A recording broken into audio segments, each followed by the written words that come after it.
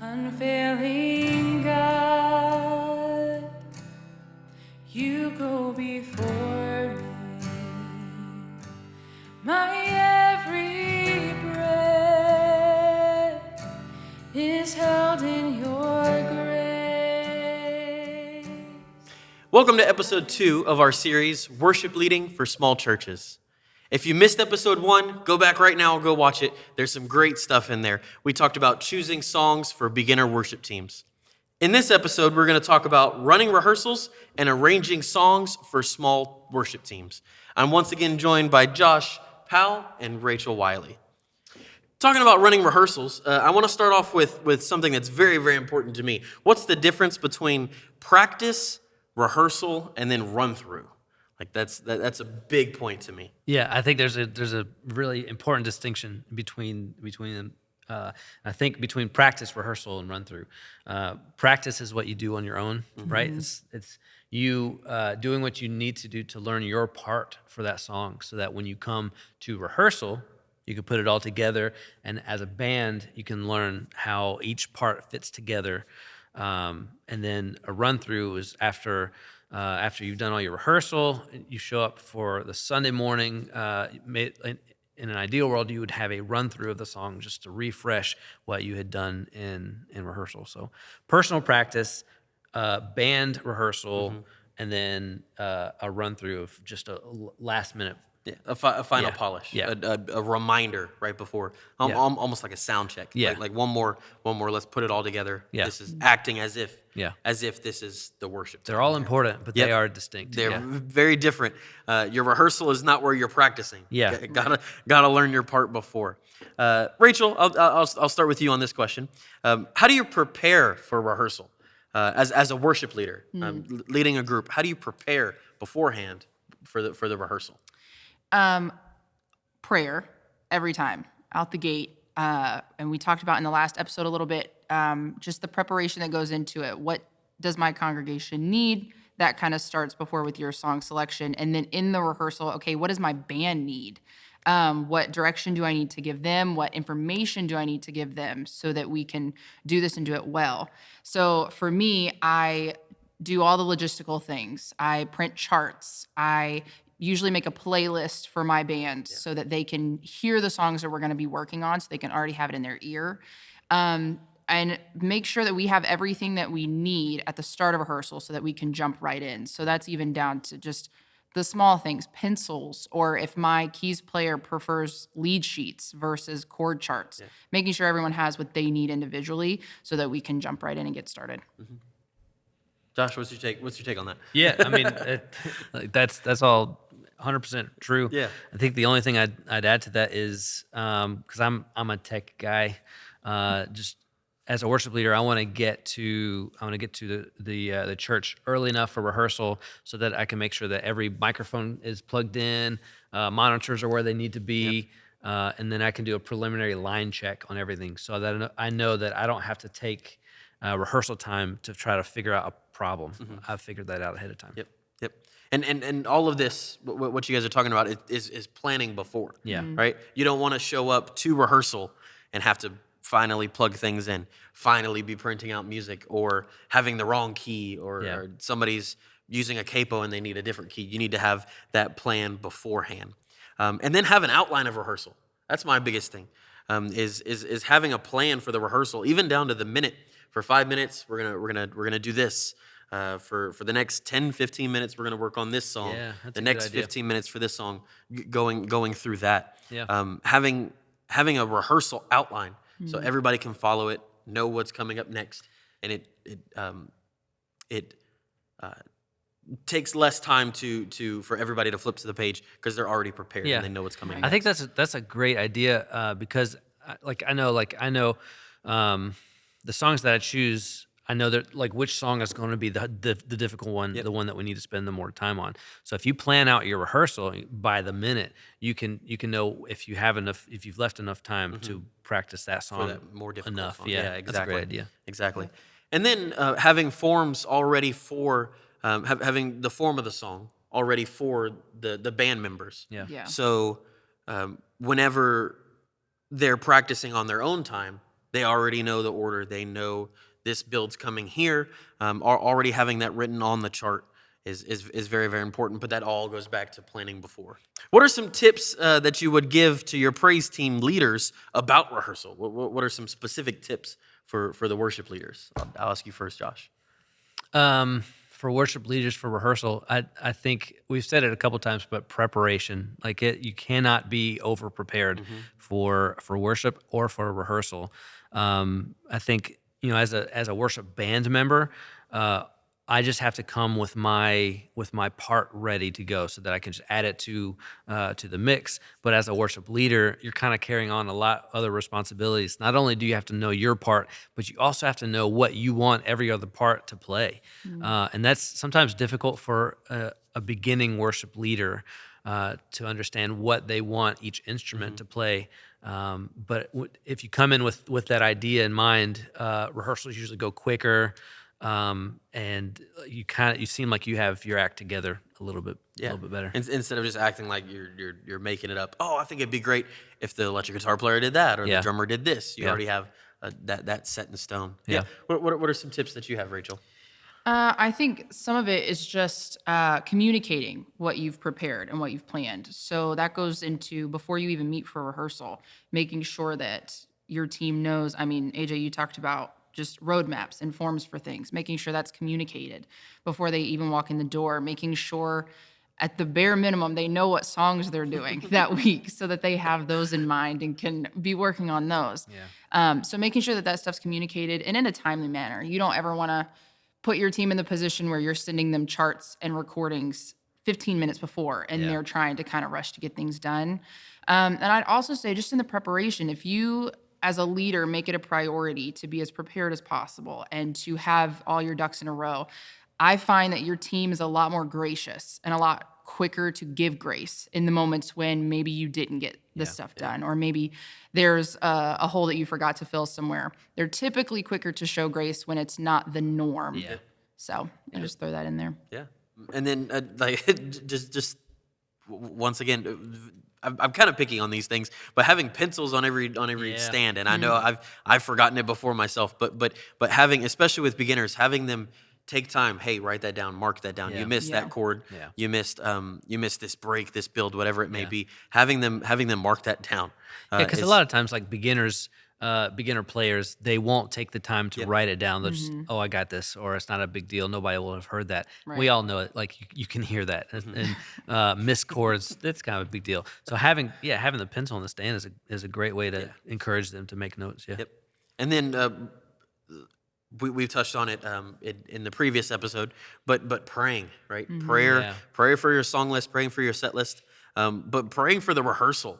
Praying before and after, getting your team and yourself in the right mood for leading worship, even though it's a rehearsal. Nobody's in the congregation. You can still have time for worship, and prayer leading into that is very, very important.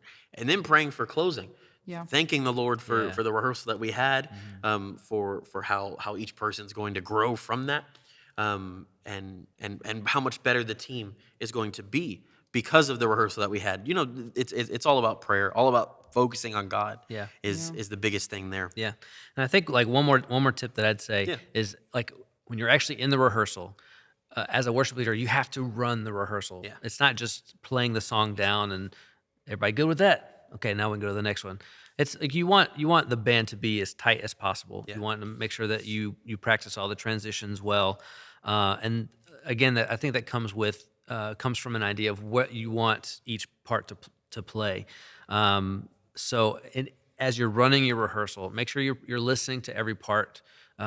Make constructive comments throughout the rehearsal to help people to get better and to understand what you want from them. I had a music leader one time. He used this philosophy of a praise sandwich. So he would say, every time you're making a comment to somebody in your group, you give them a praise sandwich, which is you tell them one thing that they're doing well. You give them the constructive feedback meat part in the middle of the sandwich, what you want them to fix, and then you give them one more compliment at the end. So it helps them to know what they're doing well, but also what they need to focus on. I like planning rehearsals like that sandwich. starting with something familiar that the band will know gets everybody on the right foot instead of having such like really diving into the meat that comes later into the middle of the sandwich. But starting with something that's familiar, that the band will feel comfortable, ready for rehearsal. Yeah. Not already feel bogged down like, oh, this hour rehearsal is going to be so long. Yeah. Because it's all working on new music. But then when you get to that new music, that's the meat, and that's really where you dive, where the most of your time is put into that rehearsal. And then the top bun, ending with something familiar as well, ends rehearsal, sends them off with a positive attitude. Yeah. Like, hey, we learned something. And this rehearsal ended great. Yeah. It's always about the way we end that. And then you can give them the sandwiches, and it's bonding. Everybody gets a And snack. then everybody gets food at the end. Yeah. There you Everybody go. gets a Those meal. are my favorite practices. So on rehearsal, since we're talking about it, and I know we're all guilty of it, what's your take on rehearsing, having your main rehearsal only on Sunday morning before the service? Depending on what's on the docket for that service, it makes me a little anxious. Sometimes I'd much rather do a midweek rehearsal, but the actual ability to do that, like we are based out of Atlanta and our traffic is insane at every hour of the day. So expecting people in our teams to be able to make it out to a 6 p.m. rehearsal on a Wednesday just isn't feasible for them. So like at our church, we are a Sunday morning kind of group because it's just the only thing that our people can do. So if I can get away without having to do that, that's my first choice every time. But if it's the only thing your team can do, I think then it's all about just having a plan, getting in and getting everything done. Yeah.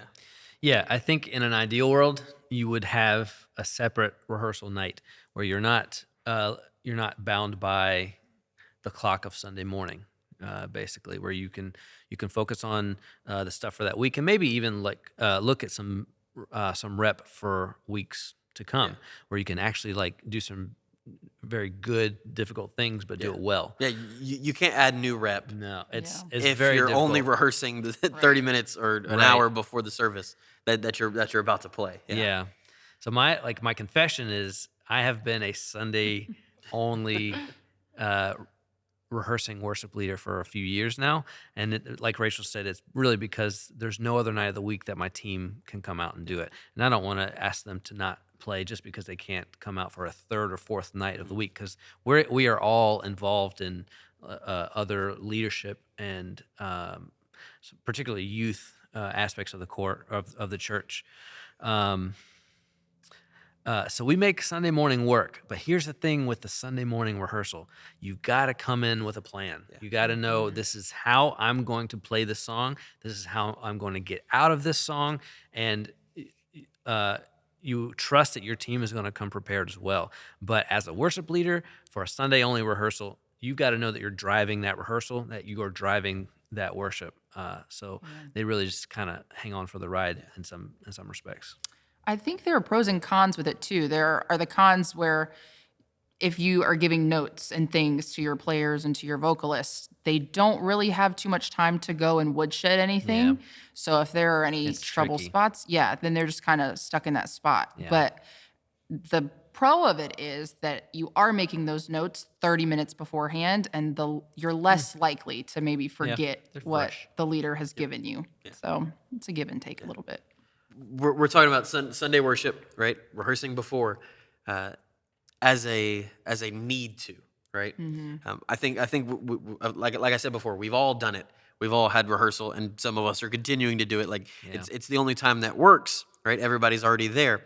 But ideally, it is best to have rehearsal sometime during the midweek. My church, we have a team that rehearses midweek. I wish it was longer. Wish we had more time, but we only have rehearsal. But we have a rehearsal midweek, which I think is great because then it introduces the team to the way that the worship leader, me, that I want the songs to sound. So then they have a couple more days to go home and have that personal practice, like we talked about earlier, before we have that final run through / mix rehearsal, final run through on Sunday morning. So then they have those extra couple days to work on what I asked them to do, to what what I'm asking them for each song, and then have that Sunday morning worship as well. And that midweek rehearsal is where we introduce new rep for the coming weeks. Yeah. I don't think it's possible just on Sunday before. Yeah. Also, I know it's difficult with we're talking about beginner teams and younger teams, with having kids that are still in school. They're already there on church. You're asking them to get there an hour and a half earlier for that rehearsal. What we've done is we've grouped it with our youth programs. After our youth programs, we then go straight into our rehearsal. So they're already there. I know sometimes that can be long nights because then we have longer rehearsals. But that's the way that it can work. I think it's best. I know certain circumstances can't happen, but it's best that we can have a rehearsal midweek, and then also have a run through before Sunday morning. Yeah. Switching gears here, talking about with rehearsals and the members in your group. How do you build community within your praise team outside of just the rehearsal time? How are you building community within the people that you're leading worship with? Yeah, that's a great question. It's super important that you do have a community mindset when it comes to your worship team. Because think about it, you're going into battle with these people. Like you're doing spiritual warfare in some real way with these people. So you have to be able to trust each other. You have to be able to lean on each other.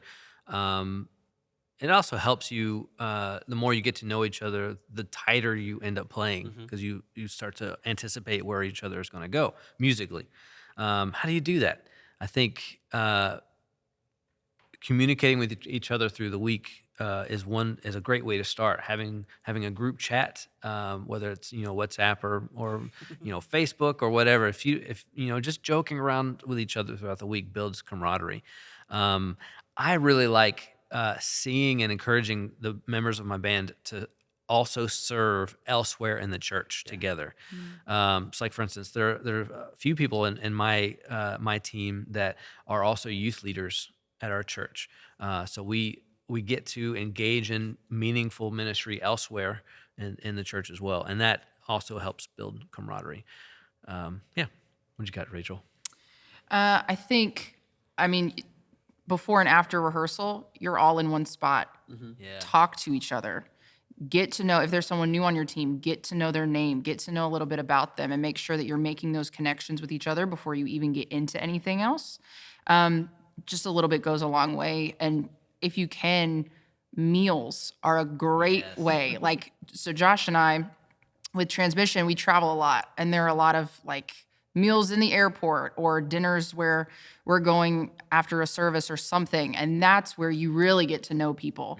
Just a second ago before we recorded, we were talking about favorite hot sauces and just little simple things where you start to get to know each other outside of just what happens on the platform, that really just kind of cements things for you and builds those relationships, those bonds, which then also allows you on the spiritual side of things to know what to pray for each other. Josh, you talked about going into battle with each other.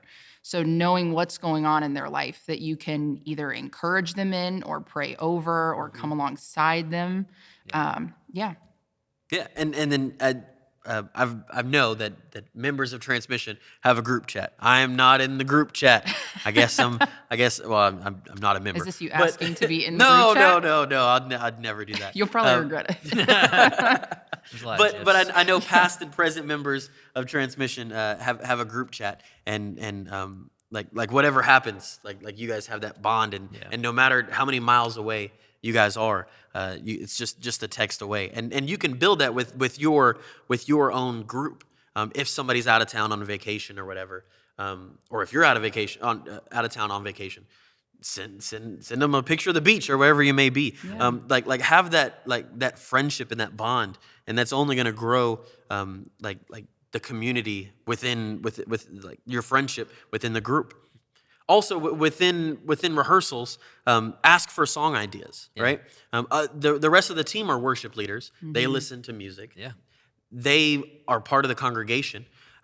They may know, or they may have an idea of a song that you haven't thought of or that you don't even know. Yeah. But so ask for the song ideas, and then also within rehearsal, again, allow everyone to give ideas on how the song should flow. Yeah. Of course, you as the worship leader are the final say, because we need to have a leader pointing the group as to where to go. But ask for input for song ideas and for arranging as well. Yeah, because you're a team. Like you Exactly, want yeah. everybody to feel like they are contributing to the team as well. Yeah. Yeah, that's a great idea. It doesn't need to be you're the only say. Yeah, because they don't somebody work could, for you. Yeah, somebody Yeah. could have an idea that you've never thought of, or you've never thought about doing the song that way, Yeah. or whatever.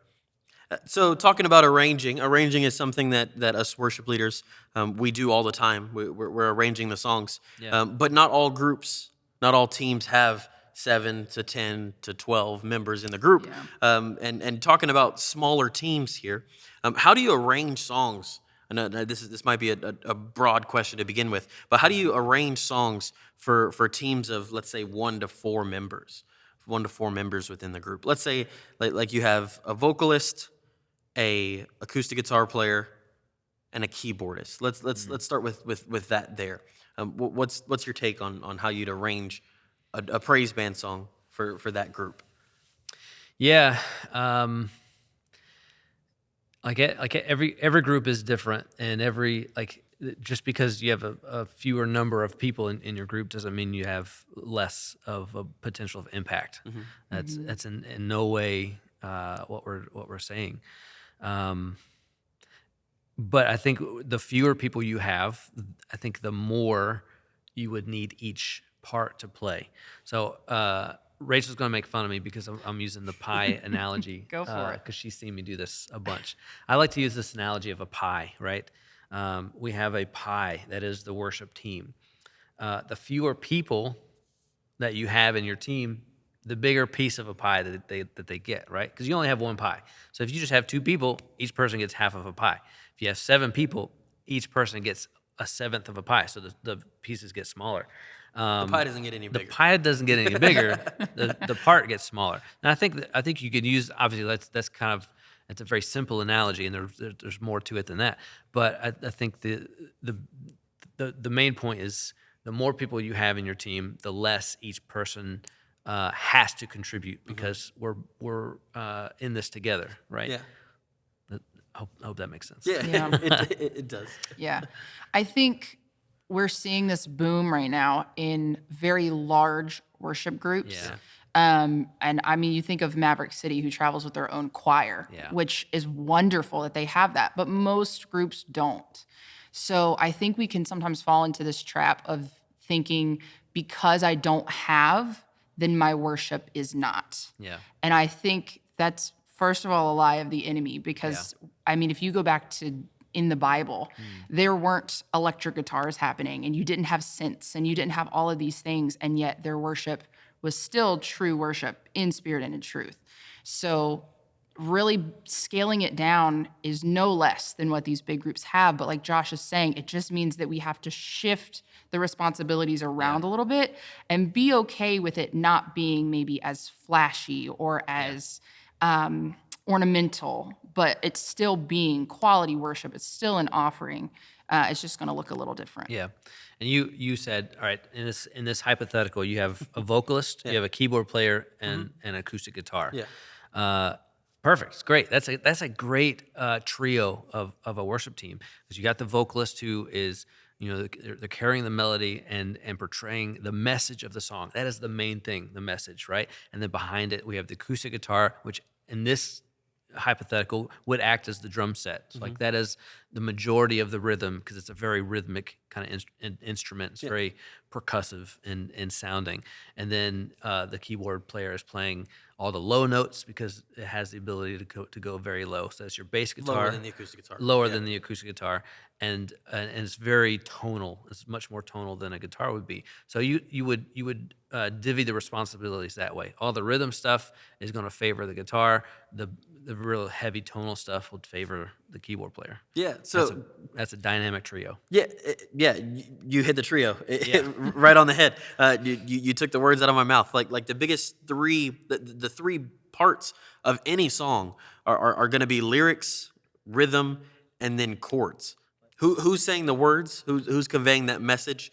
Who's keeping everybody in time? Yeah. Who's telling the congregation this is the next beat? Which instrument is taking that role? And then what key are we singing? Who's playing the chords? Who's got the melody changes underneath the changes underneath the melody? Yeah. Those that's that trio that you're talking about. And if we have that trio, then everything's good. Yeah. Within that though, if we're only focusing on those three, like riffs and solos, like electric guitar solo, might have to be left out, right? If your team is so small, we don't really need those to make the song work. Yeah. Right. The song's not dependent on this electric guitar solo. Yeah, because I think as long as the foundation is covered, then all the extra stuff, the frilly stuff, can be left off. As long as that base is covered, the foundation of the song is covered, then the rest you don't need it. It's just icing on the cake. Yeah. Yeah. And then going off of that, choosing songs for smaller teams. How would you do that? Because there are some things that are going to have to be left out.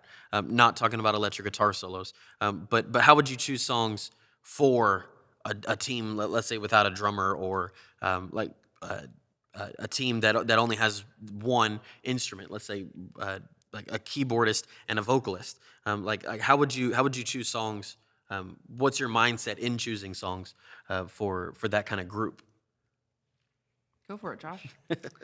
Like for me, I go back to this idea of scalability. Like, does a song scale down to can I just play this song with just an acoustic guitar and it actually sounds good? Yeah. If I can take a huge produced song and make it sound good with just me singing and playing acoustic guitar, then yeah, I think it would work for a smaller group. If it doesn't, if there's too much left out, then that might not be the song to choose. Yeah. And you hit it right on the head. It's knowing your instrumentation. Yeah. If you are by yourself and it doesn't sound good with just an acoustic guitar, then that's not going to work. If it doesn't sound good, if the song can't be played, the message can't be conveyed with an acoustic guitar and a keyboardist, then that's not the song for your group if that's what you have. Yeah. Knowing your instrumentation and skill level is very, very important. Because, like you said, the pie. If I have a beginner pianist that can't cover the role that I need it to, then I got to look for a different song. I gotta take that into consideration. Rachel, can I put you on the spot and ask you a Sure, question? Josh, go for it. All right, so as a vocalist, you do play an instrument, but not necessarily as a That's worship correct. leader. How do you, as a non-playing worship leader, how would you choose songs for like a smaller group that you're not necessarily driving musically? Like, what are your thought processes?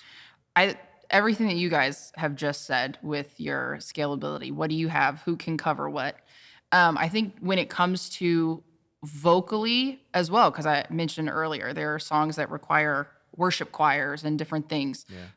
Vocals scale back as well. You don't do as many of the riffs as are maybe in there. Maybe you don't have as many ad libs or kind of go up and down and change the melody left and right like some songs may have you do. But just sticking very close to home, keeping that melody simple and conveying that message in a way that they can pick up and keep going with. If you are a worship leader who is primarily a vocalist, we do have more work to do on our end in the preparation for picking songs, because we are having to go through a thought process that's different than you guys maybe as primarily guitar players, and that's your natural go-to. So it does take more work on our end of things, but it's sitting down, knowing your players, okay, who can cover, and what am I willing to sacrifice from this? What am I willing to go without? What are my must-haves and my maybe nots? Yeah. And you still want to prepare. You touched on it. You still want to prepare as if you have a full praise band, as if you have countless members of the team. You have a full choir. You still want to prepare and rehearse, even though you have 1 to 4 players, right? You and somebody else, or you and a keyboardist. You still want to prepare all of what we talked about in this episode. You still want to prepare as if you have that group, because the smaller team doesn't mean any less. Like you mentioned, a smaller praise team doesn't mean it's any less than a bigger praise team. Yeah. It still serves the purpose I mean, of if worshiping anything, God and leading a congregation. More of the responsibility falls on fewer Yeah, shoulders. yeah, exactly. Well, I think too, it leaves less room. I mean, we've mentioned before, I think in episode 1, but just we're trying to minimize distraction. Like that is one of our goals. So really, when you look at a 1 to 4 person team against maybe a 13-person team, there are less moving parts, which does in turn leave a little bit less room for distraction because there are less bells and whistles that are going off. Yeah. So here's a practical example. We talked about a team of acoustic guitar and a pianist. Show me how you'd arrange a song with that kind of band. Yeah, let's do that. Let's get set. Okay, so in this example, we were talking about if you have just 2 people in your team, an acoustic guitar and a keyboard player, how would you arrange this so that we are not stepping on each other's toes and everybody has a space to play? If I'm just by myself on an acoustic guitar, I can play whatever I want. But the second you add a second instrument, we need to share this pie that we were talking about earlier. So here's one way that you can do that. The acoustic guitar is very rhythmic. It's a very rhythmic instrument. So I'm going to take more of the rhythm, and the keyboard is going to play a little more simply in terms of what he's playing, his rhythm, right? But here's the other side to this coin. The keyboard is a much broader tonal instrument. It can cover very low notes and cover very high notes. The acoustic guitar is much more limited in its tonal range. So I'm going to play more rhythm, but I'm also going to avoid the lower tones because that is more in the keyboard camp. So AJ, on this one, I'll play my rhythm kind of like this. We're looking at the song Hosanna, Praise is Rising by Paul Balash. It's one of my favorites for this kind of example. So I'll play a little more rhythm, and AJ's going to play simply but a little bit lower. And here's how that would work. So here's the verse of Hosanna. 1, 2, 3. Praise is rising, eyes are turning to you. We turn to you. So if you notice, as I'm strumming here, I'm not strumming all 6 strings all the time. So I'm really just favoring the top strings because I don't have to play low because the keyboard is covering that. Does that make sense? Yeah, and that's exactly what I'm doing. I'm being very simplistic, really covering that low range that's lower than the guitar, and you even not playing those low strings is freeing that up. Yeah. It's not on top of each other in that sonic space. Yeah. Everybody has their own place. Yeah. Everybody's got their own the piece of the pie there. Yeah. But I think the inverse could also be a good scenario as well. Let's say you have a guitar player who's not necessarily as comfortable playing that busy. What if we wanted to switch this so that the keyboard played more of the rhythm and the guitar played more of a simple rhythm? What if it were something like that? Let's see if we can give that a go. Yeah. So here's let's try that verse again one more time. So now more rhythm on the keyboard, less rhythm on the guitar. 1, 2, 3, 4. Praise is rising, eyes are turning to you. We turn to you. So you'll notice I'm playing more of a straight 8th note kind of thing, right? And AJ is free to cover a little more rhythm. So you can do that so that, to spread the sound a little bit so you're not stepping on each other's toes, you're not getting in the way, and we can complement each other in what we're playing. Hope that makes sense. Yeah. That does make sense. And this is one scenario. Many scenarios could be possible. Let's give them another example. What about 2 acoustic guitars? How would we do that? That's a little bit more complicated. All right, let's get you on an acoustic guitar, and we'll go through that. Perfect. Okay, so in this example, if you have 2 acoustic guitars in your team, the same principle applies. If you're by yourself, you can play whatever you want. The second you add a second player, you have to coordinate what it is you're playing, where each other is playing. So you spread the sound and you can play complementary rhythms. So let's work this out. We'll do the same song, Hosanna. This time we'll play the chorus of the song. And let's see if we can coordinate our rhythms and the chords that we're going to end up playing. Yeah. So here's right on the chorus. 1, 2, 3, Hosanna, Hosanna, you are the God who saves us, worthy of all our praises. Yeah, that's a good example. So you can see we're playing slightly different chord voicings, but that's fine because they work well together. Yeah. But the important thing is that our rhythms are in sync. So that's an important key. When you're playing two acoustic guitars with not the same rhythms, it gets kind of squirrely. Let's see if we can do that. So AJ, on this one, I'll play the same rhythm I was just doing. If you do eighth notes with a quarter note accent, Okay. we'll see how that sounds. So same thing. 1, 2, 3, Hosanna, Hosanna. Yeah, there's something that feels weird and off very about that. wishy-washy. It is very Like, lumpy. we're not together. Yeah, we're not together. So it's important that we coordinate rhythms and we can coordinate how we're playing. So here's another tip for an acoustic guitar, for two acoustic guitar players. We sometimes like to spread the sound so we're not both playing in the same root positions. If one of you is playing in guitar-friendly keys, like the key of G, the key of D, C, you can play the open positions. The other can put a capo on to find that key with different voicings. So on this one, I'm going to play, the song is in the key of G. I'm going to play G chords. AJ's going to capo the 5th fret, and he's going to play D chords, which puts him in the key of G, but his voicings will be a little bit different. And together, they should work really well together. So let's see what that sounds like. So here's the chorus of Hosanna one more time. 1, 2, 3. Hosanna,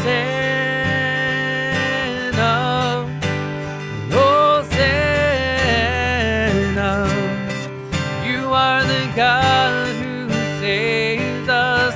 Yeah, so that works really well. We're not playing the same chords, but it's different enough where it sounds like the voicings are complementary. Yeah. So that's a trick that I like to do, particularly with two acoustic guitar players.